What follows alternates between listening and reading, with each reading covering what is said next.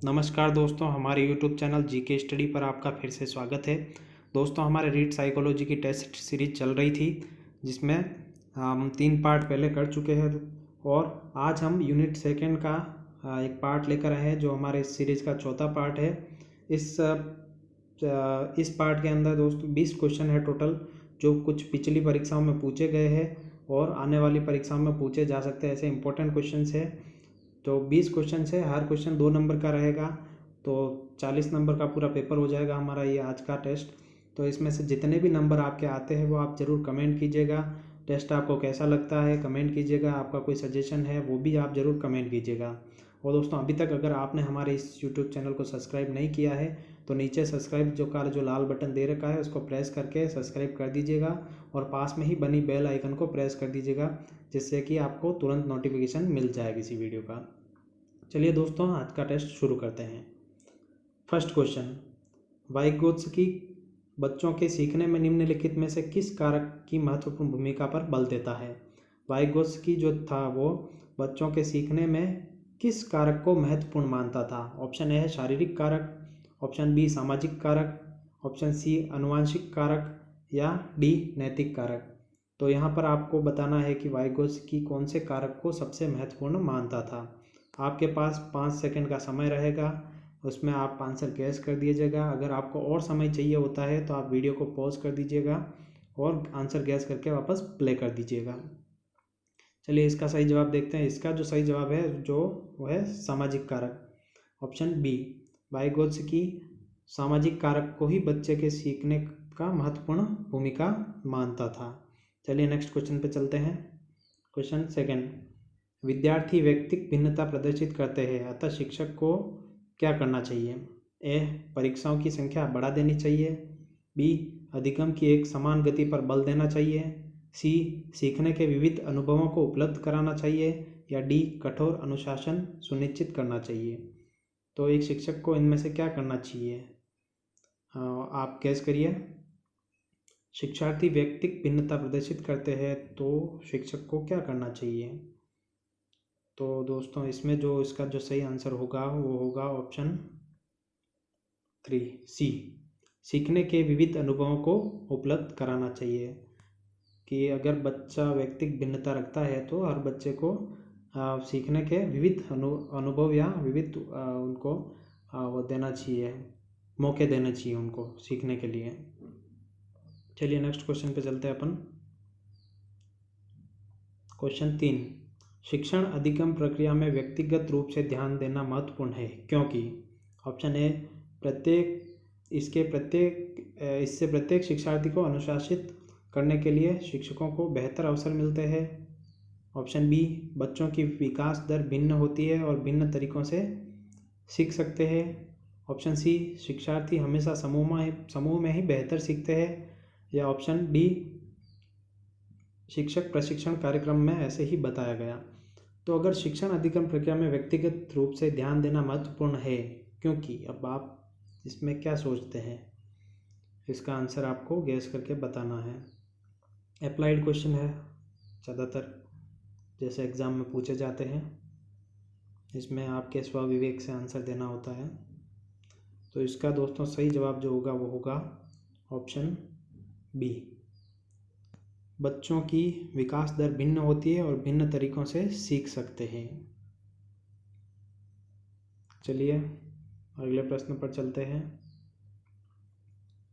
Question number 4, प्रेरणा या प्रोत्साहन सामान्यतः क्या पाने के लिए दिया जाता है। किसी को अपन प्रोत्साहित करते हैं या मोटिवेट करते हैं, वो किस लिए करते हैं, हमें उससे क्या चाहिए होता है। ऑप्शन ए, परिणाम, ऑप्शन बी, सोच विचार प्रक्रिया, या ऑप्शन सी, अनुक्रिया, या ऑप्शन डी, अलगाव। बहुत आसान प्रश्न कहा जा सकता है इसको। अपन किसी को भी कोई लालच देते हैं, कोई प्रोत्साहन देते हैं तो किस लिए देते हैं, क्योंकि वो कुछ परिणाम दे सके, हमें कुछ रिजल्ट्स दे सके। हम जिस चीज़ के लिए उसको प्रोत्साहित कर रहे हैं वो उसका रिजल्ट दे, परिणाम दे, इसलिए अपन उसको प्रोत्साहित करते हैं। चलिए नेक्स्ट क्वेश्चन पे चलते हैं। क्वेश्चन नंबर 5, कोल्हर का अधिगम सिद्धांत निम्न में से किस नाम से जाना जाता है। कोल्हर का जो अधिगम सिद्धांत था वो किस और नाम से जाना जाता है। ऑप्शन ए पुनर्बलन का सिद्धांत, ऑप्शन बी अनुबंध का सिद्धांत, ऑप्शन सी अंतर्दृष्टि का सिद्धांत, या ऑप्शन डी उद्दीपक अनुक्रिया का सिद्धांत। चलिए बताइए आप इसमें से, गेस करिए क्या हो सकता है सही जवाब। कॉलर का जो अधिगम सिद्धांत था उसका दूसरा नाम क्या है? तो उसका दूसरा नाम जो है वो है अंतर्दृष्टि का सिद्धांत, इनसाइट थ्योरी, अंतर्दृष्टि का सिद्धांत। चलिए नेक्स्ट क्वेश्चन पे चलते हैं।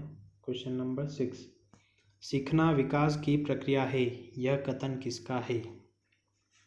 सीखना विकास की प्रक्रिया है, ये डेफिनेशन या फिर ये जो कथन है किसका है? Woodworth, B Crow and Crow, C Murphy, या डी मैकडूगल।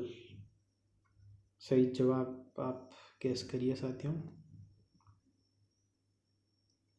सीखना विकास की प्रक्रिया है, ये एक साइकोलॉजी की महत्वपूर्ण डेफिनेशन है, बहुत से परीक्षाओं में पूछी जाती है। ये जो बात कही है वो कही है वुडवर्थ ने, ये जो डेफिनेशन है वो वुडवर्थ की है, सीखना विकास की प्रक्रिया है। चलिए नेक्स्ट क्वेश्चन पे चलते हैं। क्वेश्चन 7, धीमी गति से सीखने वाले बालकों के अध्यापन के लिए अधिक उपयोगी सिद्धांत है। कोई बालक धीमी गति से सीखता है तो उसको पढ़ाने के लिए कौन सा सिद्धांत सबसे उपयोगी है? ए थॉर्नडाइक का सिद्धांत, बी थर्स्टन का सिद्धांत, सी कॉलर का सिद्धांत, या डी हल का सिद्धांत। गेस करिए आप आंसर क्या हो सकता है। तो इसका जो सही जवाब होगा वो होगा ऑप्शन 7वें क्वेश्चन का ऑप्शन ए, थॉर्नडाइक का सिद्धांत। आई होप आप सबका आंसर सही हुआ होगा ये दोस्तों। चलिए नेक्स्ट क्वेश्चन पे चलते हैं। क्वेश्चन 8, निम्न में से व्यवहारवादी नहीं है, इनमें से कौन है जो व्यवहारवादी नहीं है, अलग है? A Watson, B Pavlov, C Skinner, या डी फ्रायड। गेस करो अपना answer, you have 5 seconds, guess करिए। ऑप्शन दोस्तों इसका जो डी है फ्रायड जो है वो व्यवहारवादी नहीं है, बाकी ये तीनों क्या है, व्यवहारवादी है, फ्रायड व्यवहारवादी नहीं है। चलिए नेक्स्ट क्वेश्चन पे चलते हैं। उपलब्धि आवश्यकता किस प्रकार का अभिप्रेरक है? उपलब्धि आवश्यकता जो है किस प्रकार का अभिप्रेरक है? जैविकीय, बी प्राथमिक, सी सामाजिक, या डी असामाजिक। गेस करिए आप आंसर। उपलब्धि जो है वो किस प्रकार का अभिप्रेरक है? तो दोस्तों यहाँ पर उपलब्धि जो है वो सामाजिक अभिप्रेरक है। कौन सा? सामाजिक। आई होप आपके आंसर सही हो रहे होंगे सब। चलिए नेक्स्ट क्वेश्चन पे बढ़ते हैं। क्वेश्चन नंबर 10, डिसलेक्सिया में बच्चों को परेशानी होती है। डिसलेक्सिया होता है वो किससे संबंधित है, कौन सी परेशानी है, किस प्रकार की परेशानी होती है बच्चों को? ए चलने में, बी पीने में, सी खाने में, या डी पढ़ने लिखने में। सबसे आसान प्रश्न कह सकता हूँ मैं इसको, लेकिन ये आया हुआ है एग्ज़ाम में। तो इसका जो सही जवाब है वो 10वें क्वेश्चन का सही जवाब है वो डी, पढ़ने लिखने में। डिसलेक्सिया जो है पढ़ने लिखने से संबंधित बीमारी है। चलिए नेक्स्ट क्वेश्चन, सीखने की प्रक्रिया में होता है ए व्यवहार परिवर्तन, बी अनुभव, सी अभ्यास, या डी सभी। व्यवहार की प्रक्रिया में सीखने की प्रक्रिया में क्या होता है? तो आप अपना आंसर गैस करिए। ए व्यवहार में परिवर्तन, बी अनुभव, सी अभ्यास, या डी ये सभी। तो व्यवहार सीखने की प्रक्रिया में ये सभी होते हैं। व्यवहार में परिवर्तन भी होता है, अनुभव भी होता है और अभ्यास भी होता है, सभी होते हैं। तो इसका जो सही होगा वो होगा ऑप्शन डी। होप आपके सारे आंसर सही हो रहे होंगे, अच्छी तैयारी कर रखी है आपने। चलिए नेक्स्ट क्वेश्चन, कविता को दोहरा कर उसे याद कर अध्यापक को सुना देना कहलाता है। किसी भी कविता को रट के यानी कि दोहरा कर बार बार दोहरा कर उसको याद कर लेना और अध्यापक को सुना देना, उसको क्या कहलाता है? ए अनुबंध, बी निष्पादन, सी क्रिया प्रसूत अनुबंध या डी उक्त में से कोई नहीं। तो आप आंसर गैस करिएगा। कविता को दोहरा कर उसे याद कर अध्यापक को सुना देना क्या कहलाता है? तो इसका जो सही जवाब है वो है निष्पादन। यह निष्पादन कहलाता है। ठीक है, चलिए नेक्स्ट क्वेश्चन पे चलते हैं। नेक्स्ट क्वेश्चन है दोस्तों हमारा क्वेश्चन नंबर 13। क्रिया प्रसूत अनुबंध व्यक्ति के किस व्यवहार को स्पष्ट करता है? अ मानसिक, बी शारीरिक, सी ऐच्छिक या डी सामाजिक। क्रिया प्रसूत अनुबंध व्यक्ति के किस व्यवहार को स्पष्ट करता है? गैस करिए आप आंसर। 5 सेकंड का समय है आपके पास। तो दोस्तों ये क्रिया प्रसूत अनुबंध है वो व्यक्ति की ऐच्छिक व्यवहार को स्पष्ट करता है। व्यक्ति का ऐच्छिक व्यवहार जो है उसको स्पष्ट करता है ये सिद्धांत जो है। चलिए नेक्स्ट क्वेश्चन पे चलते हैं। Question number 14। शिक्षा मनुष्य में अंतर्निहित पूर्णता की अभिव्यक्ति है, यह कथन किसका है? शिक्षा मनुष्य में अंतर्निहित पूर्णता की अभिव्यक्ति है, यह कथन किसका है? ए महात्मा गांधी, बी स्वामी विवेकानंद, सी रविंद्रनाथ टैगोर या डी दयानंद सरस्वती। तो ये जो है किसका कथन है, आपको इसका जवाब देना है। तो साथियों ये जो है वो स्वामी विवेकानंद जी का कथन है। तो इसका जो सही जवाब होगा ऑप्शन बी सही जवाब होगा। शिक्षा मनुष्य में अंतर्निहित पूर्णता की अभिव्यक्ति है, स्वामी विवेकानंद जी ने कहा था। चलिए नेक्स्ट क्वेश्चन। परिवार शिक्षा का किस प्रकार का साधन है? ए औपचारिक साधन, बी अनौपचारिक साधन, सी औपचारिकेतर साधन या डी इनमें से कोई नहीं। चलिए सही आंसर गैस करिए आप। तो साथियों परिवार जो है वो शिक्षा का अनौपचारिक साधन है, ऑप्शन बी इसमें सही होगा। परिवार शिक्षा का अनौपचारिक साधन है। आई होप आपके आंसर सही हो रहे होंगे, आपको हमारे पास क्वेश्चन जो है पसंद आ रहे होंगे। वीडियो को ज़रूर लाइक कर दीजिएगा आप। चलिए नेक्स्ट क्वेश्चन पे चलते हैं। नेक्स्ट क्वेश्चन जो है हमारा अधिगम के मुख्य नियमों के प्रवर्तक है। अधिगम के 2 प्रकार के नियम है, एक तो मुख्य और एक गौण नियम। तो जो अधिगम के मुख्य नियम है उनके प्रवर्तक कौन है, इसका जवाब देना आपको। ए थॉर्नडाइक, बी वाटसन, सी जीन पियाजे और डी पावलोव। तो किसने अधिगम के मुख्य नियम दिए हैं? आंसर गैस करिए आप। इसका जो सही जवाब है वो है ऑप्शन ए, थॉर्नडाइक ने अधिगम के मुख्य नियम दिए थे, अपनी किताब में दिए थे जिसका नाम था शिक्षा मनोविज्ञान। चलिए नेक्स्ट क्वेश्चन पे चलते हैं। 17। प्रयासरत त्रुटि के सिद्धांत का प्रयोग किस पर किया गया? प्रयासरत त्रुटि का जो सिद्धांत है उसका प्रयोग किस पर किया गया था? ए कुत्ते पर, बी बिल्ली पर, सी चूहे पर या डी चिंपांजी पर। तो जो अधिगम के सिद्धांत है वो आप सबको याद ही होंगे सारे सिद्धांत। तो ये जो है प्रयास व त्रुटि का सिद्धांत, इसका जो प्रयोग था वो बिल्ली पर किया गया था। बिल्ली के सामने मछली का टुकड़ा डाल के ऐसा। तो इसका जो है बी सही आंसर है। तो 18वां क्वेश्चन है हमारा नेक्स्ट। अधिगम की शर्तें, कंडीशंस ऑफ लर्निंग किसकी पुस्तक है? चलिए इसका आंसर दीजिए। A Good, B Koffka, C David Ausubel या डी रॉबर्ट गेने।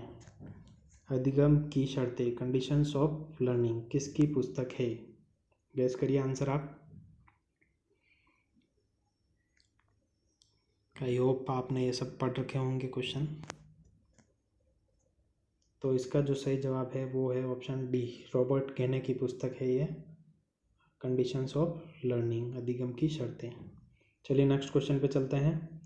19वां क्वेश्चन, एक बालक को साइकिल चलाना आता है, वह स्कूटी एक बालिका को साइकिल चलाना आता है, वह स्कूटी खरीदती है तो आसानी से स्कूटी चलाना सीख जाती है। यहाँ अधिगम का कौन सा स्थानांतरण हुआ? दोस्तों सेकेंड यूनिट में एक टॉपिक अधिगम का स्थानांतरण भी है, तो यहाँ पर ये जो एग्जाम्पल दिया हुआ इसमें अधिगम का कौन सा स्थानांतरण हुआ है आपको बताना है। ए पार्श्विक, बी नकारात्मक, सी शून्य या डी सकारात्मक। किस प्रकार का अधिगम स्थानांतरण हुआ यहाँ पर? गैस करिए आप, बताइए इस एग्जाम्पल को पढ़ के। तो साथियों यहाँ पर जो अधिगम का स्थानांतरण हुआ है वो हुआ है सकारात्मक, कि उसका जो पूर्व ज्ञान था वो उसके काम आया, तो उसने साइकिल चलाना सीखा और उसी के बेस पर स्कूटी आसानी से चला ली उसने, तो उसका जो पुराना ज्ञान था वो उसके लाभदायक हुआ, सकारात्मक वृद्धि हुई उसके ज्ञान में। चलिए नेक्स्ट क्वेश्चन, आज का हमारा लास्ट क्वेश्चन 20, अनुभव एवं प्रशिक्षण द्वारा व्यवहार परिवर्तन को अधिगम कहते हैं, यह परिभाषा है।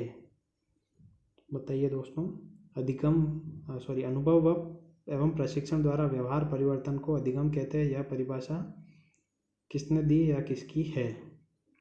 गिलफोर्ड, डी स्किनर, सी वुडवर्थ या डी गेट्स। यहाँ पर एफ हो गया है, इसको काट के आप डी कर दीजिएगा। बताइए किसकी है, गिलफोर्ड, स्किनर, वुडवर्थ या गेट्स की? चलिए दोस्तों, हमारे वीडियो को लाइक कर दीजिएगा, शेयर कीजिएगा और चैनल को ज़रूर सब्सक्राइब कीजिएगा। नेक्स्ट जो हमारा टेस्ट होगा साइकोलॉजी का वो यूनिट सेकंड का ही होगा। हम हर यूनिट के 2-2 टेस्ट बना रहे हैं, तो नेक्स्ट टेस्ट भी इस यूनिट सेकंड का ही होगा। उसके बाद अपन यूनिट थर्ड स्टार्ट करेंगे। तो अभी तक आपने अगर हमारे पहले के जो 3 पार्ट है वो नहीं देखे हैं तो वो भी ज़रूर देख लीजिएगा। साइकोलॉजी की टेस्ट की जो प्लेलिस्ट बनी हुई है हमारे चैनल पर, उसी पर पड़े हुए हैं। चलिए दोस्तों, धन्यवाद, मिलते हैं नेक्स्ट वीडियो में, तब तक के लिए बाय, जय हिंद।